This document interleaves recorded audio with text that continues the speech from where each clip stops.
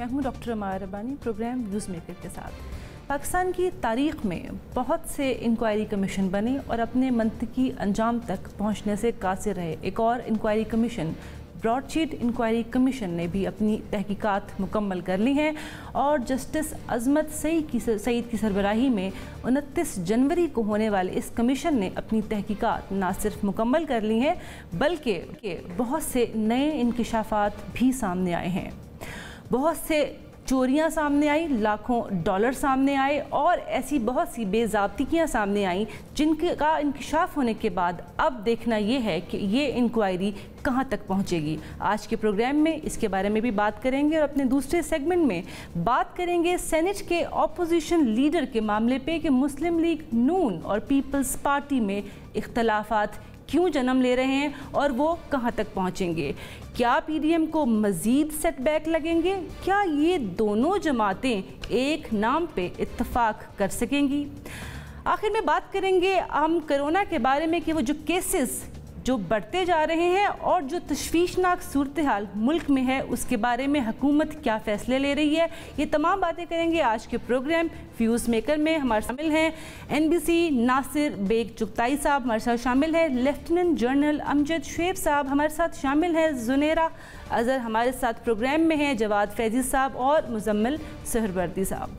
Studio में हमें join किया है जवाद फैज़ी साहब ने। बात करेंगे NBC। आपसे पहले मैं पूछना चाहूँगी, ब्रॉडशीट इंक्वायरी कमीशन ने रिपोर्ट मुकम्मल कर ली है, वज़ीर-ए-आज़म ऑफिस में जमा भी करवा दी है। इतलात के मुताबिक 100 सफ़ात हैं जिन पर मुश्तमिल ये रिपोर्ट है।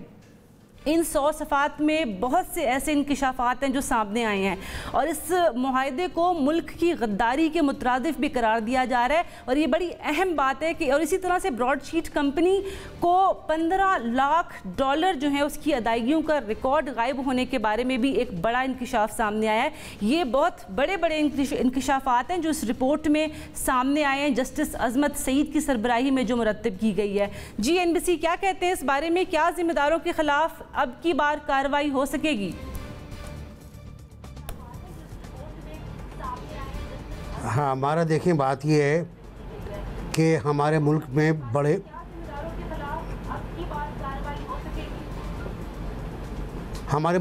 बड़े कमीशन बने हैं, उनकी इंक्वायरियाँ हुई हैं। अब मैं गिनवाना चाहूँगा आपको तो बड़े दुख भरी दास्तान हो जाएगी। उनकी भी सिफारिशात पे अमल नहीं हुआ। अच्छा, ये तो कमीशन का जो रिपोर्ट है ना, ये तो बहुत सिंपल रिपोर्ट है कि रिकॉर्ड ही गायब है। हमारे मुल्क में ख़ास अंदाज है रिकॉर्ड गायब करने का। आग लगा दी जाती है, फसाद में बर्बाद कर दिया जाता है, तल्फ कर दिया जाता है, चोरी कर लिया जाता है, बैरून मुल्क चोरी कर लिया जाता है। अब तो हमारे पास से हो गया, हमारे दफ्तर खारजा से हो गया, हमारे अटॉर्नी जनरल के ऑफिस से हो गया, हमारी एम्बेसी से हो गया। एक एम्बेसी से पहले भी गायब हो चुका है। एम्बेसी से तो लेटेस्ट वाला वाक़या ना, वो भूल जाएँ कि चाहें तो ये तो फौरी वाक़या है और ये वाक़या ब्रॉडशीट का ऐसा। अच्छा, फिर वो 10 लाख पाउंड और मांग रहा है।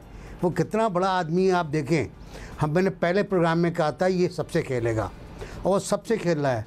डेविड रोज को उसने अपना बना के रखा हुआ है दोस्त और वो उसके लिए काम करता है और डेविड रोज के ज़रिए दूसरे मामला तय होते हैं।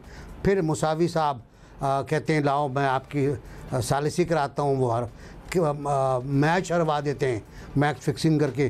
फिर कहते हैं जी मेरे तो इतना खर्च हो गया, इतने लाख पाउंड खर्च हो गए मेरे, आप मुझे दें। आप दे नहीं पाते तो आपके अकाउंट फ्रीज करवाया जाता है। कितना क्रिमिनल, कितना शानदार क्रिमिनल वो है कनेक्शन है कि सब मिले हुए हैं, 1 2 3 4 सब डॉट्स मिला लें आप, मिल जाएंगे। रिपोर्ट आती है कि रिकॉर्ड गायब है और ये गद्दारी है, ये धोखाधड़ी है, ये और अदायगी जो है वो मतलब गलत फहमी में नहीं हुई है, अदायगी जानबूझ कर हुई है। अब देखते हैं उस 100 सफ़े की रिपोर्ट में और उसके साथ जो मुंसलिक डॉक्यूमेंट्स हैं उनमें क्या क्या और है। पहले रिपोर्ट पढ़ लें, उसके बाद बात करेंगे। लेकिन मुझे नहीं लगता गंदम, आटा, चीनी, कपास और बेल्जियम और वगैरह वगैरह की तरह इसके मुलजिम भी पकड़े जाएंगे, मुझे नहीं लगता। बिल्कुल ठीक हो गया। जल साहब, आपसे मैं जानना चाहूँगी कि ये गद्दारी के मुतरादिफ कहा जा रहा है, इसमें जो भी इंकिशाफात सामने आए हैं और इसके बाद इस मुआहदे को ही होना मुल्क से गद्दारी कहा जा रहा है, क्या कहते हैं इस बारे में? बिस्मिल्लाहिर्रहमानिर्रहीम। देखिए, तफसीलात तो इसकी नहीं देखी, लेकिन जैसे एनबीसी बात कर रहे थे, एक ट्रेडिशन हमारे मुल्क की मौजूद है कि इंक्वायरीज हो जाती हैं, लेकिन उसकी जो सिफारिशात हैं बाद में उस पर अमल नहीं होता। फिर जो नैब से रिलेटेड चीजें हैं, उनका एक और भी अलमिया है कि यहाँ पे मेगा करप्शन के केसेस जो हैं उनमें कभी भी फैसला नहीं हो सका। वो 8 साल से 10 साल से लटके हुए हैं, और बहुत सारे केसेस का तो मुझे कुछ थोड़ा बहुत इल्म भी है कि उनका रिकॉर्ड वहां से गायब हो चुका है। अभी ये जैसे जरदारी साहब का केस था, जो कि जिसमें $60 मिलियन वहां पड़े हुए थे स्विट्जरलैंड में बैंकों में, और उस पर यूसुफ गिलानी साहब अटक गए, उन्होंने खत नहीं लिखा, लेकिन उसका भी रिकॉर्ड जो है वो ट्रेसेबल नहीं था, क्योंकि नैब ने जब वो केस खत्म हुए तो नैब ने खत्म इस तरह करवाए कि उनके बारे में वहां पे फोटो कॉपियां जमा करवाई अदालत में। अदालत ने कहा जी ओरिजिनल रिकॉर्ड चाहिए, फोटो कॉपी नहीं चाहिए, लेकिन ओरिजिनल रिकॉर्ड नैब ने नहीं दिया। उन्होंने कहा जी नहीं है। अब ये नैब के ऊपर भी या तो एक GIT बिठाई जाए जो कि पता करे कि इनके रिकॉर्ड जाते किधर हैं, क्योंकि वहां पे ये केस खत्म इसी वजह से हुआ और $60 मिलियन गायब हो गए कि ये असली रिकॉर्ड क्या कहाँ पे है, और नैब ने नहीं पेश किया वो रिकॉर्ड। तो ये चीज जो है ये आप ध्यान में रखिए कि इस इंक्वायरी से कोई भूचाल आने वाला नहीं है। अल्टीमेटली रिकॉर्ड गायब होंगे, अदालत में फोटो कॉपियां जाएंगी, इनको छोड़ने छुड़ाने के बेशुमार रास्ते। अगर ये केसेस चले, अव्वल तो ये चलते ही नहीं, जब इंक्वायरियां होती हैं तो वो इसी तरह खत्म होकर रह जाती हैं, लेकिन अगर कहीं केस चला भी तो मेरा नहीं ख्याल कि रिकॉर्ड जो कस्टोडियंस हैं वो कोई रिकॉर्ड पेश करेंगे।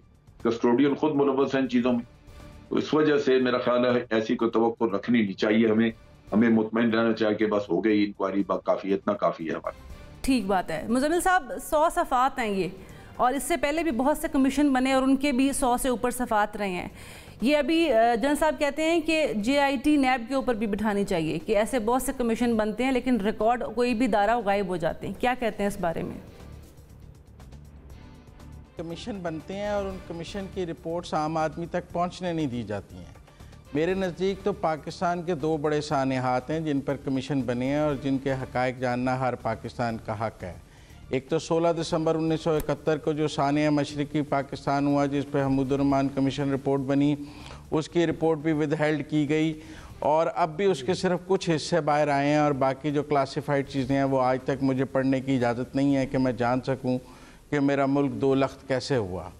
फिर हमने उसामा बिन लादेन के वाक़े पे देखा कि हमारे मुल्क में एक दूसरे मुल्क ने आके हमला किया, वो यहाँ से एक बंदे को ले गया, उसने यहाँ पूरा अपना ऑपरेशन किया, स्ट्रिंग जो भी उसे आप कह लें, स्ट्रिंग ऑपरेशन कह लें, सर्जिकल स्ट्राइक कह लें, जो भी कह लें, उसकी रिपोर्ट भी मुझे आज तक पढ़ने की इजाज़त नहीं है कई सालों के बाद।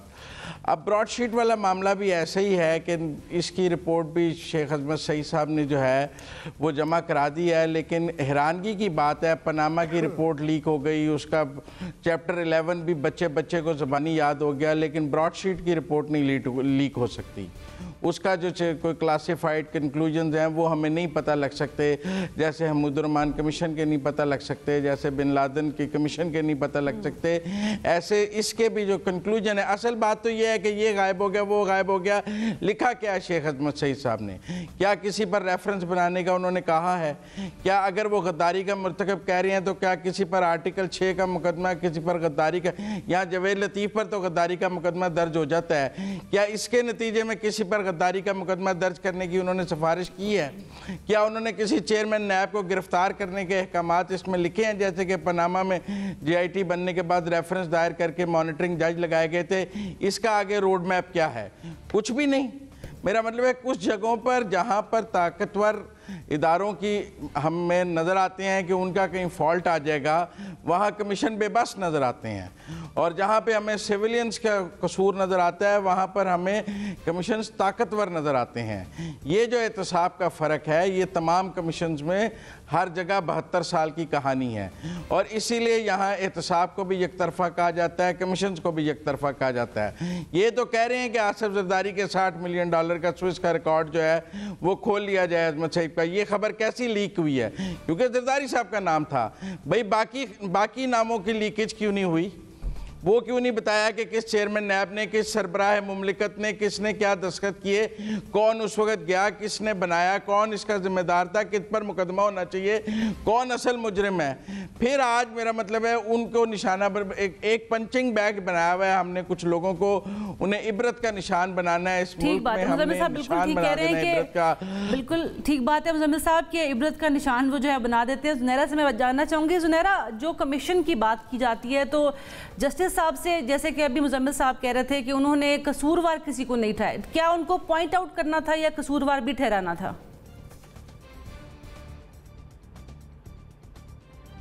थैंक यू अमारा। मेरे ख्याल है मेरे पास इस बारे में कोई बहुत हतमी बात नहीं है कहने को, क्योंकि मुझे नहीं मालूम कि जो उनको रिपोर्ट पेश करने को कहा गया था उसमें क्या ये भी डिटर्मिन करना था कि कौन ज़िम्मेदार है और किसके ख़िलाफ़ केस की वही जजमेंट भी पास करेंगे। मुझे इसके बारे में क्योंकि मालूम नहीं है, I can't say much. But I know is के चाहे मंसूर एजाज साहब हों मेमो गेट में, चाहे डेविड रोज़ हों, चाहे ये वाला मामला हो उसमें ब्रॉडशीट वाले साहब हों, जहाँ कहीं भी किसी इंटरनेशनल फर्म का नाम आ जाता है हम उससे पता नहीं सहीफ़ा क्यों समझ लेते हैं और हम उनके पास जाते ही क्यों हैं। जब ख़ुद इस काबिल नहीं हैं कि अपने मुल्क में चीज़ें कंट्रोल कर सकें तो फिर आप बाहर जाके भी फर्म्स को हायर कर रहे हैं। हाँ, अगर गवर्नमेंट टू गवर्नमेंट कोई चीज़ें आप एक्सपेडाइट करने की कोशिश कर रहे हों कि जी हमारे एसेट्स हैं यहाँ पे, या करप्शन हुई है या मनी लॉन्ड्रिंग हुई है, आप फैसिलिटेट करें वो चीज़ें वापस लाने के लिए, वो तो समझ में आता है। But Europe, all over the Europe asset management firms भरी पड़ी हैं, वो बहुत फ्रॉड करती हैं, वो सिर्फ पैसे बनाती हैं और उनके लीगल एक्सपर्ट्स के साथ डॉक्यूमेंट साइन करते हुए आपको अपनी एक आंख नहीं, दो नहीं, पता नहीं 8 लोगों की आंखें चाहिए होती हैं, लॉ एक्सपर्ट्स चाहिए होते हैं। सो राइट फ्रॉम द बिगिनिंग जब ये ब्रॉडशीट के साथ साइन हुआ था एग्रीमेंट, उस वक्त से उसमें ऐसे लकूनाज थे जिसको इतना अरसा, इट्स बीन 2 decades नाउ, किसी ने नहीं पूछा, किसी ने नहीं देखा और अभी ऑल ऑफ अ सडन इस पे इतना ह्यू एंड क्राई है जिसकी कोई हद नहीं। तो पहली बात तो ये कि to set the record straight, हमारी हिस्ट्री खुद ख़राब है और हमें खुद नहीं मालूम कि चीज़ों को मैनेज कैसे करना है। दूसरा एक बहुत इंपॉर्टेंट चीज़ जिस पे कोई बात नहीं कर रहा, वो जो 3-4 पॉइंट्स FATF में रह गए हैं, आपको मालूम होना चाहिए कि उसमें उन्होंने कहा है हम आपकी प्रोसिक्यूशन के स्टैंडर्ड्स को जज करेंगे और उस पर मेंबर कंट्रीज़ बैठ के डिस्कशन करके इवैल्यूएट करेंगे कि आपकी प्रोसिक्यूशन क्या इम्प्रूव हुई है, क्या आप किसी भी तरह के लोग जो पकड़ते हैं, चाहे वो टेररिज्म में पकड़े जाते हों, चाहे वो मनी लॉन्ड्रिंग में पकड़े जाते हों, उनको प्रोसिक्यूशन लॉजिकल एंड तक पहुंचाती है। तो अब ये 4 पॉइंट्स आपने दुनिया को बताने हैं ग्रे लिस्ट से निकलने के लिए। तो आपकी प्रोसिक्यूशन का जो हाल है वो तो वी ऑल नो दैट। तो उसके होते हुए अगर वो लिख भी देते हैं जजमेंट में कि फ़लाँ के ख़िलाफ़ केस करें, तो I don't see that going anywhere. बिल्कुल ठीक है। फैज़ी साहब, सहीफ़ा क्यों समझ लेते हैं, जैसे कि भी ज़ुनैरा भी कह रही थी, क्यों समझ लेते हैं जो फ़ॉरेन फर्म्स हैं उनका कोई भी रिपोर्ट आ जाए, कोई उनका पेपर आ जाए, क्यों सहीफ़ा समझ लेते हैं? देखिए, ये हमारे जहन है, ग़ुलामी अभी भी हमने निकाली नहीं है अपने जहन व दिल से और इसीलिए सहीफ़ा समझ लेते हैं। वो चुगताई साहब खुद रहे हैं सऊदी अरब में, वहाँ अरबी कोई गाली भी निकालो तो हम सुभान अल्लाह कहने लग जाते हैं, हम तो ऐसे लोग हैं।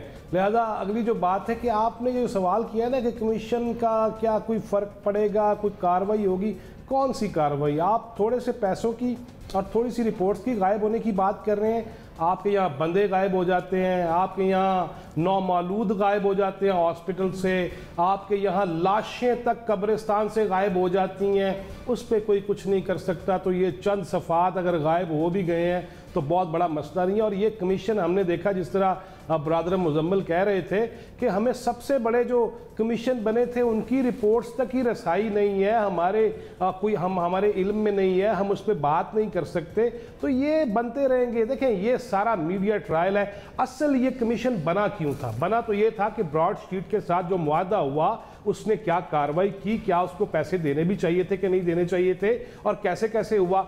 अब हम फिर से जनाबे ज़रदारी के पीछे पड़ेंगे, फिर हिद्दत आएगी, शिद्दत आएगी।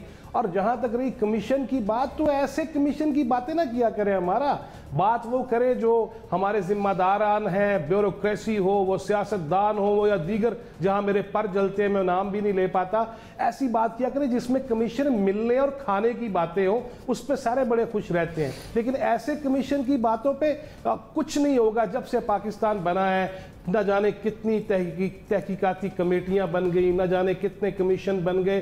आम बंदे की इससे अब कोई दिलचस्पी है कोई नहीं। अभी भी हमें जो देख रहे हैं, हाँ, उनके मामलात की बात करें, उनके मुफादात की बात करें, उनके मसाइल की हल की बात करें, उनके लिए कोई नुस्खा कीमिया बताएं तो चले, तब तो ठीक है। लेकिन उन्हें पता है जी वो भी खा गया, वो भी खा गया, ये भी खा जाएंगे। हमारे यहाँ तो यही रिवायत है। और ये 2.5-3 साल के अंदर भी हमने कौन सी ऐसी कोई दूध की नहरें बहती देख ली हैं, शहद की नहरें कुछ अरसे के लिए हमने देखी थी, वो भी गायब हो गई हैं।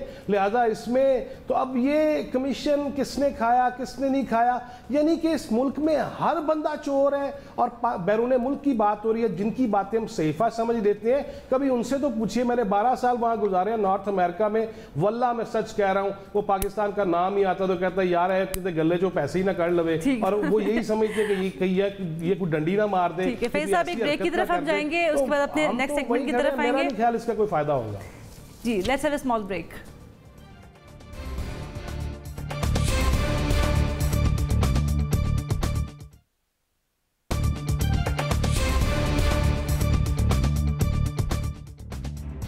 Welcome back. Programme news maker में मैं हूं डॉक्टर अमाया रबानी। हम बात कर रहे थे ब्रॉडशीट इंक्वायरी कमीशन में हुए बड़े इंकिशाफात के बारे में, और अपने सेगमेंट में बात करेंगे पाकिस्तान डेमोक्रेटिक मूवमेंट PDM में शामिल 2 बड़ी जमातें पीपल्स पार्टी और मुस्लिम लीग नून सेनेट में अपना ऑपोजिशन लीडर के मामले पे अब इख्तलाफात रखते हैं, और मुस्लिम लीग नून और पीपल्स पार्टी की जानिब से अवामी सतह पर इस अहम ओहदे को लेके अपने अपने हक का दावा किया जा रहा है। दोनों जमातों की जानिब से इस सिलसिले में ना सिर्फ ये कि लॉबिंग की जा रही है, बल्कि मुलाकातों का सिलसिला भी जारी है। बात करेंगे नासिर बेग चुगताई साहब से। सर, क्या कहते हैं अब की बार क्या लग रहा है, ये इंतखाब होंगे या फिर एक मुत्तफिक हो जाएंगे दोनों लीडरान एक सेनेट पे अपना मेंबर लाने के लिए? डिपेंड करता है। PDM के जो मीटिंग्स हुई थी उनमें तय पाया था कि मुस्लिम लीग को मिलेगा क़ायद हिज़्ब इख्तिलाफ, लेकिन जो हालात बदले पलटे, कुछ नवाज शरीफ की बातें, कुछ जरदारी साहब की बातें, फिर मौलाना का आउटबर्स्ट, मौलाना का पैर पटकते हुए वॉकआउट कर जाना दूसरे रोज़, फिर सुलह की कोशिश, और उसके बाद मरियम बीबी के बयानात जिसमें ये ऐलान करना कि क़ायद हिज़्ब इख्तिलाफ सिर्फ मुस्लिम लीग से होगा। मेरे ख्याल इसने एक खासा पूरा एक माहौल बना है, जिसके बाद पीपल्स पार्टी ने रात को ये ऐलान किया है कि उसका उम्मीदवार अब उसका उम्मीदवार होगा क़ायद हिज़्ब इख्तिलाफ के लिए। उनका कहना ये उनके पास ज़्यादा वोट हैं, वो मैंगल और ANP वगैरह भरोसा कर रहे हैं। तो मेरा ख्याल ये कि ये पहले से तय था कि मैंगल और ANP उनको वही वोट देंगे पीपल्स पार्टी को। अब मुस्लिम लीग नून भी दावा कर रही है, उसके पास भी अक्सरियत है। तो मेरा अपना ख्याल ये है कि किसी ना किसी स्टेज पर एक और अटैम्प्ट होगी रिकॉन्साइल करने की, क्योंकि अगर ये होता है तो मजाक फिर उड़ेगा। फिर एक BDM का एक वैसे मजाक उड़ ही रहा है, फिर मज़ीद मजाक उड़ेगा। इख्तलाफ की पोटली खुली है असल में। ये इख्तलाफात सामने जो हैं वो एक बंद उसमें थे, पोटली खुली है उसके अंदर। और इन इख्तलाफात की तारीख़ बहुत पुरानी है, ये खासी पुरानी है। जब याद दिलाई जाती है तो लोगों को गुस्सा आ जाता है कि आप गलत बात कर रहे हैं। ये तो मेरा ख्याल है ज़िया-उल-हक के जनरल जिलानी से लेकर अब तक की पूरी हिस्ट्री आप पढ़ लें तो उसमें फिर बीबी ने कहा कि जो सबसे ज़्यादा कुर्बानियाँ नवाज शरीफ ने दी हैं और ज़्यादा सज़ा भुगती है, उस पर भी इख्तलाफ हो गया। उस पर जो सोशल मीडिया पर बहस चली वो वाकई बहुत एजुकेट कर रही थी कि क्या क्या वाक़यात हुए माजी में, किस तरह हुए। तो मुस्लिम लीग नून को और पीपल्स पार्टी को अगर PDM को बचाना है तो फिर कुछ करना पड़ेगा। और PDM को बचाने का एक तरीक़ा मुझे नज़र आ रहा है कराची में कि जहाँ इंतखाबात हो रहे हैं कौमी असम्बली के, वहाँ पर मुस्लिम लीग नून का बहुत इम्पॉर्टेंट उम्मीदवार मुफ्ता इस्माइल साहब वहाँ उम्मीदवार हैं और मुत्तफ़िक़ा उम्मीदवार हो सकते हैं वो PDM की पॉलिसी के तहत कि नंबर 2 जो होगा हलक़े में जीतने वाले के बाद, अगर वो हमारा हुआ तो हम उसको उम्मीदवार मुक़र्रर करेंगे। चुनांचे पंजाब में यही हुआ, सिंध में यही हुआ है। और इस पर अगर अमल होता है तो शायद बात आगे बढ़ जाए। और ज़्यादा गुस्सा नहीं करना चाहिए अगर PDM बचानी है। अगर नहीं बचानी तो किसी को असर नहीं पड़ता कि पीडीएम बचे ना बचे, असर पड़ता है उस जद्दोजहद के ऊपर जो की जा रही है। बिल्कुल ठीक है जनरल साहब, पीडीएम को बचाना या अपनी अपनी पार्टी को बचाना और अपनी अपनी पार्टी का जो उम्मीदवार है उसको अपोजिशन लीडर के तौर पे सेनेट में लाना, क्या बात इंपॉर्टेंट है? देखिए, कुछ अर्सा पहले तक तो ये लगता था कि सारा पीडीएम को बचाने के लिए कोशिश की जा रही है, लेकिन बाद में अब कुछ नजर आ रहा है जैसे कि पॉलिटिकल पार्टीज अपना मफाद पहले देख रही हैं।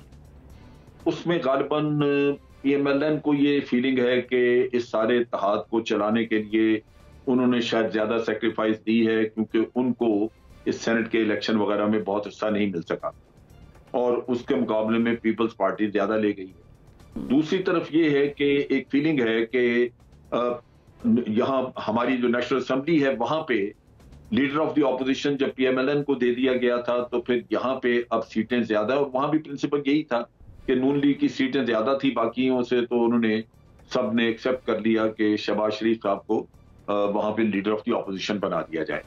अब यहाँ पे जो ज्यादा हैं सीटें वो इनके पास हैं, पीपल्स पार्टी के पास, तो अगर तो उनको लीडर ऑफ द हाउस मिल जाता तो शायद बात खत्म हो जाती, लेकिन अगर वो नहीं मिला तो नेचुरली वो इतनी सीटें रखते हुए, मेजोरिटी रखते हुए वो नहीं खोना चाहेंगे। तो असल चीज वही है कि जब आप अफाम तफहीम से कोई काम करना चाहें तो उससे तो आपकी इत्तेहाद वगैरह बचाने में कुछ मदद मिल जाएगी, बच सकता है। लेकिन जो रवैया मैंने पीएमएलएन की तरफ से देखा है, उन्होंने मसलन एक कहा कि जी अगर पीपल्स पार्टी जाती है तो जाएगी, एहतजाज जो है हम उनके बगैर भी कर सकते हैं, जेयूआई और पीएमएलएन मिलके भी ये कर सकते हैं। मतलब ये दूसरे को चैलेंज करने वाली बात है। ये बिल्कुल इसी तरह है जैसे कि जैसे अगर आप देखें कि पीडीएम में कोई दरार आ रही है, पीडीएम कुछ हो रहा है, तो जो हुकूमती वज़रा हैं वो बयानात देने शुरू कर देते हैं साथ ही के, देखें जी हमने पहले ही कहा था इनका भांडा फूट गया बीच चौराहे में। वो दूसरी साइड जो है वो उससे ज्यादा एंटेगनाइज हो जाती है और फिर वो रिटेलिएट करते हैं। अब पीपल्स पार्टी की तरफ से रिटेलिएशन आनी शुरू हो गई क्योंकि यहाँ पे इन्होंने सख्त किस्म के बयानात दिए तो वो वहां पे बढ़ गया। अब मैं सुन रहा था चौधरी मंजूर का एक बयान जहां उन्होंने कहा कि ये गलत बयानी कर रहे हैं, इन्होंने लॉन्ग मार्च की तैयारी कोई नहीं की हुई थी तो हमें बिला वजह ऐसे मुजरम गर्दान रहे हैं, इनका तो कोई तैयारी नहीं थी। तो ये बिला वजह की इस तरह की बात, तो नतीजा ये कि दोनों तरफ से जो बयानबाजी है वो हमेशा खराब करती है और ये इत्तेहाद के लिए अच्छा नहीं होगा। तो मेरा अपना अंदाजा है कि पीपल्स पार्टी अब पीछे नहीं हटेगी क्योंकि उनकी सीटें ज्यादा हैं और उनको कुछ नहीं मिला। वहां पे लीडर ऑफ द हाउस का भी मसला कटाई में है, तो लीडर ऑफ द ऑपोजिशन तो वो कम से कम जरूर सिक्योर करना चाहेंगे और रसूलन होना भी चाहिए। उनकी सीटें ज्यादा हैं तो उनको दे दिया जाए जिस तरह उन्होंने असेंबली में किया, फिर इत्तेहाद बच जाएगा। बिल्कुल ठीक है सुनहरा, जिस तरह से अब देख रहे हैं कि पीपल्स पार्टी या मुस्लिम लीग नून दोनों में इख्तलाफात पीडीएम के बनने के बाद से अब तक रहे हैं, तो अब अगर ये कहा जाता है कि ये एक अपना उम्मीदवार लेके आ सकते हैं तो क्या ये मुमकिनात में से है? एब्सोल्युटली नॉट, हो ही नहीं सकता। मैं ये मानने को तैयार ही नहीं हूँ और मैं तो शायद उन एक दो लोगों में शामिल थी जो शुरू से कह रहे थे कि पीडीएम में पीपल्स पार्टी और नून लीग का इकट्ठा चलना बहुत मुश्किल है। देखें, एक तहरीक चलाना और प्रेशर बिल्डिंग टैक्टिक्स के लिए इकट्ठे होना और रैलीज निकालना वो एक डिफरेंट साइकोलॉजी है पॉलिटिक्स की, but when it comes to the power politics तो फिर सारी पार्टीज़ अपना मफाद देखती हैं और वो भी Pakistani political parties. I mean come on, I don't even have to explain it कि ये कितनी सेल्फिश और सेल्फ सेंटर्ड होती हैं, इनको जमहूरियत से कितना लेना देना होता है, इनको मुल्क से, लोगों से कितना लेना देना होता है, ये सिर्फ अपना सोचती हैं। अगर सीट्स भी हैं और पीपल्स पार्टी इस पोजीशन में भी है कि वो अपना चेयरमैन ला सके या अपना लीडर ला सके, सॉरी, फ्रॉम द अपोजिशन, वो क्यों नहीं लाएंगे? Give me one good reason for that. बाकी जिस तरीके का ट्रस्ट डेफिसिट इनका हमने देखा है पिछले इजलास के बाद, उसकी हिस्ट्री तो वाकई बहुत पुरानी है, लेकिन इसको रिकवर करना, इसको रिप्लेनिश करना या इसको फिल इन करने की कोशिश करना काफ़ी मुश्किल होगा। हो सकता है इकट्ठे लॉन्ग मार्च कर लें, हो सकता है बयानात चलते रहें, लेकिन वो जो एक स्ट्रेटजाइज्ड हमें जॉइंट ऑपोजिशन चाहिए थी ताकि गवर्नमेंट पे भी प्रेशर रहे और ऑपोजिशन भी कोई एजेंडा सामने लेके आए कि how do they look at things in future, कैसे ये क्राइसिस को हैंडल करेंगे जब इनके पास गवर्नमेंट आएगी, तो वो दैट इज़ गॉन। बिल्कुल ठीक है। मुज़म्मिल साहब, अगर नहीं हो सकता एक इनका कोई भी चेयरमैन लेके आए या कोई भी अपना एक मुत्तफ़िका मेंबर लेके आए, तो ये माजी में हम देख चुके हैं, नैब का जब चेयरमैन लगाने की बात हुई थी तो तब दोनों पार्टीज़ ने इत्तेफाक किया था, क्या इस बार कर सकती हैं? जी मुज़म्मिल साहब। इत्तेफाक तो शहबाज शरीफ और इमरान खान ने चीफ इलेक्शन कमिश्नर की तैनाती पर भी किया है। मतलब वो तो आइन के तहत जो तकाजे हैं वो आपने पूरे करने हैं, और हमने देखा नहीं कि क्या इमरान खान और शहबाज शरीफ ने मिलकर चीफ इलेक्शन कमिश्नर नहीं लगाया, दोनों एक नाम पर मुत्तफिक नहीं हुए, दोनों ने इलेक्शन कमीशन के अरकान के नामों पर इत्तेफाक नहीं किया। इमरान खान साहब ने जो यकतरफा नाम दिए थे, अदालत ने उनको स्ट्राइक डाउन नहीं किया और कहा है कि मिलकर लगाएं। तो जो आइनी तकाजे हैं कि आपने किसी नाम पर इत्तेफाक राय करना है, तो आइन के तहत और कानून के तहत मुल्क चलाने के लिए वो इत्तेफाक राय तो करना पड़ता है ना। कोई बच्चों की लड़ाई तो है नहीं। अब कल अगर दोबारा चेयरमैन नैब की मुद्दत ख़त्म होगी और अगर नया चेयरमैन नैब लगाना है, जैसे चीफ इलेक्शन कमिश्नर की मुद्दत ख़त्म हुई, तो फिर क्या लीडर ऑफ द अपोजिशन और प्राइम मिनिस्टर इकट्ठे बात नहीं करेंगे, ख़तो खताबत नहीं करेंगे, आपस में नाम एक्सचेंज नहीं करेंगे? वो तो जो आइनी तकाजा है वो पूरा होना है। इसमें मिलकर और बंदर बांट की इसमें क्या बात है? वो तो आइनी तकाजा है कि जो काम मिलकर करना है हुकूमत और अपोजिशन ने, और काश इस हुकूमत को समझ आ जाए कि उसने बहुत से काम अपोजिशन के साथ मिलकर करने हैं। अब जहाँ तक पीडीएम की बात है, तो मैं समझता हूँ पिछले इजलास के बाद से पीपल्स पार्टी पीडीएम को छोड़ गई हुई है। जब उन्होंने कहा कि 9 जमातें एक तरफ हैं और एक जमात ने उनसे इत्तफाक नहीं किया, तो एक नहीं अलग होना था, 9 तो एक तरफ थी पहले दिन से ही, और 9 की हिकमत अमली दूसरी थी। अकेली ने कहा मुझे वक्त दे, मैं सोचकर बताती हूँ। जब तक वो सोचकर बताती नहीं, वो पीडीएम का हिस्सा कैसे हो सकती है? वो यकीनन पीडीएम से बाहर है। इस वक्त मुस्लिम लीग नून के पास 26 वोट हैं और जनाब बिलावल के पास यूसुफ रज़ा गिलानी के लिए 25 वोट हैं। वो सिराजुल हक साहब के पास 1 वोट मांगने गए हैं, फिर भी उनके वोट मुस्लिम लीग नून के वोटों के बराबर आएंगे, ज़्यादा नहीं हो सकेंगे। लिहाजा मैं समझता हूँ लीडर ऑफ द अपोजिशन तो वो होगा ना जिसको ज़्यादा अरकान हिज़्ब इख्तिलाफ की हिमायत हासिल होगी। किसी एक जमात का लीडर ऑफ द अपोजिशन नहीं होता। लीडर ऑफ द अपोजिशन तो वो होता है जो अपोजिशन के ज़्यादा अरकान की हिमायत हासिल करता है, जिस तरह लीडर ऑफ द हाउस वो होता है जो हुकूमती अरकान की हिमायत हासिल करता है ज़्यादा। तो इसलिए जो अपोजिशन के ज़्यादा अरकान की हिमायत हासिल करेगा, पार्टी की बात नहीं है। बिलावल को लीडर ऑफ द अपोजिशन बनाने की भी कोशिश हुई थी मौलाना फजलुर रहमान से हिमायत लेकर। ठीक हो गया मुज़म्मिल साहब, बहुत शुक्रिया। नून लीग के बराबर। अभी मुज़म्मिल साहब कहते हैं कि पीपल्स पार्टी तो छोड़ गई थी, पीपल्स पार्टी छोड़ गई थी, तो अब इनका दोनों का इत्तेफाक एक नाम पे हो, ये बताइए। दूसरी बात ये कि जो मुलाकातें और लॉबिंग हो रही हैं, ये किससे हो रही हैं? आपस में एक दूसरे से या कोई तीसरी पार्टी से? देखें, अपना अपना रेट बढ़ाना है, अपनी अपनी अहमियत वाज़े करनी है, और उसमें देखें जहाँ तक पीपल्स पार्टी और पाकिस्तान मुस्लिम लीग नून की बात है, मुज़म्मिल साहब ने फरमाई दिया है, लेकिन मैं ये देख रहा हूँ कि हमारा जो पिछला सेगमेंट था ना, और जिसमें जनाब आसिफ अली जरदारी के हवाले से, स्विस बैंक के हवाले से, और फिर कागजात गायब होने के हवाले से, $15 लाख के हवाले से, जिस तरह मरियम नवाज़ साहबा के हवाले से मौलाना ने एक शफ़क़त पिदरी का मुजाहरा किया है कि हम भी जाएंगे और मरियम के साथ गलत हो रहा है और ज़्यादती हो रही है, उसी तरह अगर तो जनाब जरदारी को ऐसे लोग चाहिए आइंदा आने वाले दिनों में, तो शायद वो पीडीएम को ना छोड़ पाएँ। और बात तो ये तय हो ही गई है कि अप्रैल के अंदर जाके अब मामलात होंगे, और फिर राना सनाउल्लाह का बयान तो आ ही गया है कि बड़ी ईद, पहले शेख साहब कहा करते थे कि ईद कुर्बान पे कुर्बानी होगी, अब राना सनाउल्लाह साहब ने कह दिया कि ईद कुर्बान पे कुर्बानी होगी। तो अभी देखना ये है, जिस तरह मुज़म्मिल साहब कह रहे हैं कि वो छोड़ गए हैं, नहीं, उन्होंने अभी थोड़ा थोड़ा हाथ पकड़ा हुआ है, और अभी देख ये रहे हैं कि आइंदा आने वाले दिनों में, देखें पीपल्स पार्टी के पास तो बंदे कोई नहीं है, पंजाब में, इस्लामाबाद में वो कितने बंदे इकट्ठे कर सकते हैं?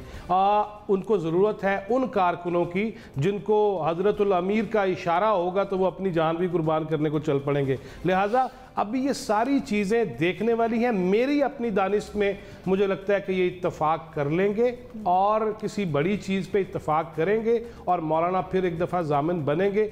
बाकी ये रहेगी जहाँ तक बात, तो मैं हंसे ही जा रहा हूँ मुसलसल, इस मुल्क में सेनेटर बनना हो तो क्या क्या तमाशे, चेयरमैन बनना हो तो क्या क्या तमाशे, डिप्टी चेयरमैन बनना हो तो बंदर तमाशे, और उसमें अपोजिशन लीडर बनना हो तो फिर मजीद तमाशे।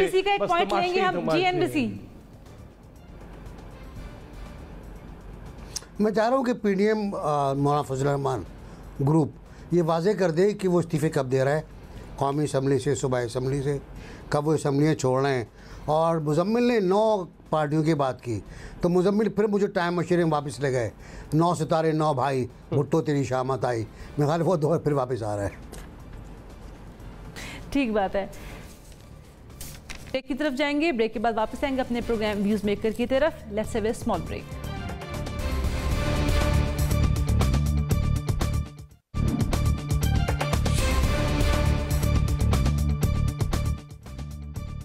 Welcome back, programme news maker में आपके साथ। जी, अब कोरोना की बात करेंगे और कोरोना के बढ़ते हुए केसेस की तरफ तशवीशनाक ना सिर्फ ये कि सूरत हाल देखी जा रही है हुकूमत की तरफ से, बल्कि बहुत से हलकों की तरफ से इसके बारे में बात करेंगे कि किस तरह से फैसले लिए जा रहे हैं और जो SOPs बनाई जा रही हैं वो किस तरफ जाएंगी, और जो पहले कोरोना के दौर में या कोरोना की फर्स्ट और सेकेंड वेव में लॉकडाउन हुआ था उस वक्त क्या स्ट्रेटजीज अपनाई गई थी और अब कोरोना की सूरत हाल को लेके क्या स्ट्रेटजीज अपनाई जा सकती हैं, इस सिलसिले में बात करेंगे। जी जनरल साहब, आपसे जानना चाहूँगी कि SOPs पहले भी बनाई गई थी, बहुत सी ऐसी चीज़ें थी जिससे लोगों को, आवाम को, लेमैन को बहुत नुकसान भी हुआ था, लेकिन उनकी सेफ्टी सिक्योरिटी के लिए था, हेल्थ के लिए था। तो लॉकडाउन अब अगर लगता है तो वो किस तरह से लगना चाहिए, क्या होना चाहिए क्राइटेरिया? देखिए, लॉकडाउन तो वही जो हमने पहले स्ट्रेटजी रखी थी कि स्मार्ट लॉकडाउन, जैसे ये कह रहे थे कि मुख्तलिफ इलाकों में जहां कहीं केसेस पाए गए उसी इलाके को बंद किया जाए। तो मेरा ख्याल है ये स्ट्रेटजी तो वही रहनी चाहिए, लेकिन असल चीज चेकिंग है, जहां आप आम आदमी को चेक कर सकें कि वो जो प्रिकॉशनरी मेजर्स हैं वो उनको पूरी तरह ऑब्जर्व कर रहा है या नहीं कर रहा। क्योंकि ये बावजूद इसके कि आप वैक्सीनेशन करवा लें तो तब भी वहां पर हदायत देते हैं कि जी वैक्सीनेशन के बाद भी आपको एहतियाती तदबीर वही रखनी होगी, एहतियात वही रखनी होगी, उसमें कोई तब्दीली नहीं होगी। इसका मतलब ये है कि जब तक अब ये कोरोना का इशू है, लोगों को आदत बना लेनी चाहिए कि वो अपना मास्क वगैरह पहने, हाथ मिलाने से गुरेज करें। ये चीजें जो आम बताई जा रही हैं ये अब लोग छोड़ चुके हैं। लाइफस्टाइल जो है वो तकरीबन वापस आ गया, वही शादी ब्याह फंक्शन उसी तरह चल रहे हैं। इन चीजों को रोकना चाहिए। बाकी मेरा ख्याल है कि जो मामूलात जिंदगी है उसमें एहतियाती तदाबीर को इन्फोर्स करना वो ज्यादा जरूरी है। ठीक हो गया। जुनैरा, आप बताइए कि जो SOPs हमने पहले अपनाई थी, जो हुकूमत की तरफ से पहले SOP थी, क्या एज इट इज़ इस बार वही होनी चाहिए या उसमें कोई रद्द-बदल होना चाहिए? नहीं, उन्होंने बहुत काम किया था और मेरे ख्याल है उनको तो कम अज़ कम उनको तो ज़रूर रिवाइव होना चाहिए, बट वो हो नहीं पा रहा। और क्योंकि हम बीच में बहुत रिलैक्स हो गए थे, वजह वही है, दोबारा से लोगों को यकीन दिलाना कि कोरोना वाकई एग्जिस्ट करता है। अभी तक I was passing from a barrier और पुलिस वाले पूछ रहे थे कि जी आप मीडिया में आप बता दें ये वाकई कोरोना में है। तो I was so surprise and this simply shows के अवेयरनेस नहीं है। अवेयरनेस कैंपेन तो अब पब्लिक सर्विस मैसेज हो सकता है ना, वो तो हम नहीं कर सकते, वो तो गवर्नमेंट को करना है। दूसरा, डिसीजन मेकिंग स्लो बहुत है। फॉर एग्जाम्पल, आपने 300 लोगों की शादी की इजाज़त दे दी है, मतलब फॉर गॉड सेक 6 लोगों का ग्रुप अलाउड है पूरी दुनिया में कि अगर बहुत ही ज़रूरी है तो 6 लोग। तो हम 6 को इंटरप्रेट कर रहे हैं इंटू 300, तो वो भी हमारी सेंस देख लें आप। फिर तालीमी इदारों पे अभी हम सोच में पड़े हुए हैं। उसके बाद आप ये देख लें कि जो कोविड की वैक्सीन लग रही है, अरेंजमेंट्स बहुत अच्छे हैं, बट नोबडी नोज कि इसकी कितनी डोजेजेस लगनी है। So there is a lot of hotchpotch. मेरा ख्याल है थोड़ा सा स्ट्रीमलाइन करने की ज़रूरत है और क्विक करने की। बहुत शुक्रिया जुनैरा। NBC में आपसे पूछना चाहूँगी कि जो SOP हमने पहले ली, जुनैरा ने इसके बारे में बताया, लेकिन अब की बार तशवीशनाक सूरत हाल को लेके ना सिर्फ ये कि बहुत से पाबंदियाँ लगाई जा रही हैं, तो जो पाबंदियाँ लगाई जा रही हैं वो पर्टिकुलरली सबसे पहले किन चीज़ों पे होनी चाहिए? एजुकेशन पे, शादी हॉल पे, या किन जगहों पे? देखिए, अभी जो मैंने आज देखे हैं वो तो इंतहाई नाकाफ़ी है, इंतहाई नाकाफ़ी है। ये तो वो भी नहीं है जो पहले वाले में थे। मतलब ये कि आपने पब्लिक ट्रांसपोर्ट को तो एग्जम्प्ट किया हुआ है। वो मिनी बस जिसमें 20 की जगह होती है, 40 बैठते हैं, मुर्गा बन के बैठते हैं। वो बसें जो इंटरसिटी बसें हैं जो कोरोना को स्मगल कर रही हैं, वो ट्रेनें जो कोरोना लेके आ रही जा रही हैं, उनको तो आपने कुछ नहीं कहा। कराची में चिंगची रिक्शाएँ चलती हैं, 4 आदमियों की गुंजाइश होती है, 8 बैठे हुए होते हैं, 10 बैठे हुए होते हैं, उन्हें कुछ नहीं कहा। पब्लिक को तो कुछ छोड़ दें, पब्लिक तो बात ही नहीं कर रही। 300 की शादी 300 की नहीं होती, 500-600 की होती है, 2 घंटे की नहीं होती। 2 घंटे में शादी नहीं हो पाती। 2 घंटे में तो रस्में पूरी होती है जब तक वीडियो वाला काम पूरा करता है अपना, 4-5 घंटे में तो वो काम पूरा करता है। तो स्कूलों का मसला बिल्कुल कई का सुनहरा ने कि हम अभी तक इस बारे में हमें बड़ा तशवीश बहुत है, बहुत तशवीश है, हमारा अमल कुछ नहीं है। बिल्कुल ठीक जब है। तक आप ट्रांसपोर्ट पर काबू नहीं करेंगे, बहुत शुक्रिया आपका, टाइम बहुत कम है। मुजम्मिल साहब से पूछना चाहेंगे, मुजम्मिल साहब क्या कहते हैं इस बारे में? मैं समझता हूँ आज NCOC की मीटिंग में बहुत अहम फैसले लिए गए हैं और उन फैसलों पर रिट ऑफ द गवर्नमेंट होनी चाहिए। सबको उन फैसलों को पाबंदी करनी चाहिए और सरकार को उन फैसलों पर अमलदारी के लिए अपना इख्तियार इस्तेमाल करना चाहिए। सरकार इसीलिए होती है, अगर पाबंदी लगाई गई है जिस भी चीज़ पर, डाइनिंग पर, इज्तिमात पर, जिस भी चीज़ पर, और जो भी फैसले मुल्क किए गए हैं उस पर अमलदारी कराना भी हुकूमत का काम है और मेरे ख्याल में उसमें सख्ती भी की जाए तो कोई ऐसी बात नहीं। बहुत शुक्रिया मुजम्मिल साहब। फैज़ साहब क्या कहते हैं इस बारे में? वही बात है, अमल से ज़िंदगी बनती है, जन्नत भी जहन्नम भी। और जहाँ तक बात जुनैरा कर रही थी ना कि पब्लिक सर्विस मैसेज तो हमने देख लिया ना, जब इमरान खान साहब लाहौर भी गए, जब वो मालाकंड भी गए, जब वो नौशहरा गए, जब वो पेशावर गए और उन्होंने जहाँ वहाँ तकरीरें की और खुले मुँह तकरीरें की और वहाँ इफ्तिताह किए, तो पब्लिक सर्विस मैसेज तो अब ऐसे ही जाएंगे ना। कैसे हो सकता है कि मेरे मुल्क का वज़ीर आज़म घूमता फिरे बगैर मास्क के और मैं अपने घर में मास्क लगा के चला जाऊँ? ना ना ना, ये मुमकिन नहीं। ठीक हो गया, बहुत शुक्रिया जी, बहुत शुक्रिया मेहमान गिरामी का। और आज के प्रोग्राम न्यूज़ मेकर में बहुत शुक्रिया तमाम देखने वालों का भी बहुत शुक्रिया। इजाज़त दीजिए आज के प्रोग्राम में।